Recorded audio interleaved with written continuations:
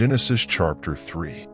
3:1 Now the serpent was more subtle than any beast of the field which the Lord God had made. And he said unto the woman, Yea, hath God said, Ye shall not eat of every tree of the garden? 3:2 And the woman said unto the serpent, We may eat of the fruit of the trees of the garden. 3:3 But of the fruit of the tree which is in the midst of the garden, God hath said, Ye shall not eat of it, neither shall ye touch it, lest ye die. 3:4 And the serpent said unto the woman, Ye shall not surely die. 3:5 For God doth know that in the day you eat thereof, then your eyes shall be opened, and you shall be as gods, knowing good and evil.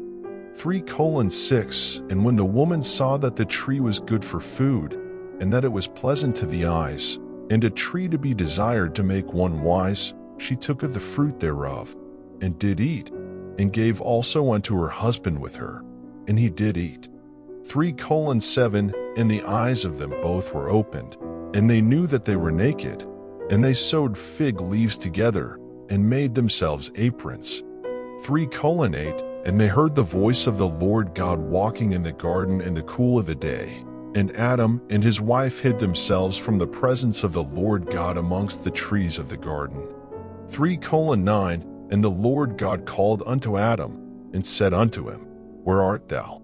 3:10 And he said, I heard thy voice in the garden, and I was afraid, because I was naked, and I hid myself. 3:11 And he said, Who told thee that thou wast naked? Hast thou eaten of the tree, whereof I commanded thee that thou shouldest not eat? 3:12 And the man said, The woman whom thou gavest to be with me, she gave me of the tree, and I did eat. 3:13 And the Lord God said unto the woman, What is this that thou hast done? And the woman said, The serpent beguiled me, and I did eat.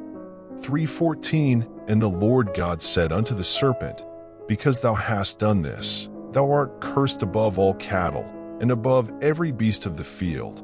Upon thy belly shalt thou go, and dust shalt thou eat all the days of thy life. 3:15 And I will put enmity between thee and the woman, and between thy seed and her seed. It shall bruise thy head, and thou shalt bruise his heel. 3:16 Unto the woman he said, I will greatly multiply thy sorrow and thy conception. In sorrow thou shalt bring forth children, and thy desire shall be to thy husband, and he shall rule over thee.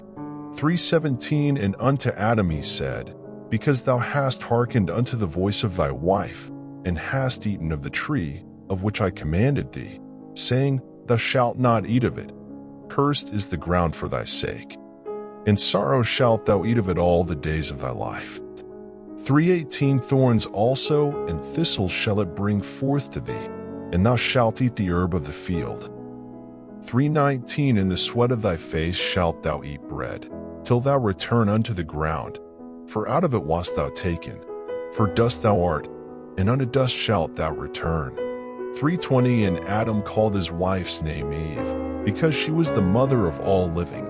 3:21 Unto Adam also and to his wife did the Lord God make coats of skins, and clothe them.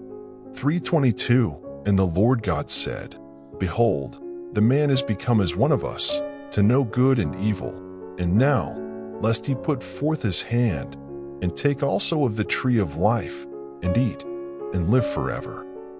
3:23 Therefore the Lord God sent him forth from the Garden of Eden, to till the ground from whence he was taken. 3:24 So he drove out the man, and he placed at the east of the Garden of Eden cherubims, and a flaming sword which turned every way, to keep the way of the tree of life.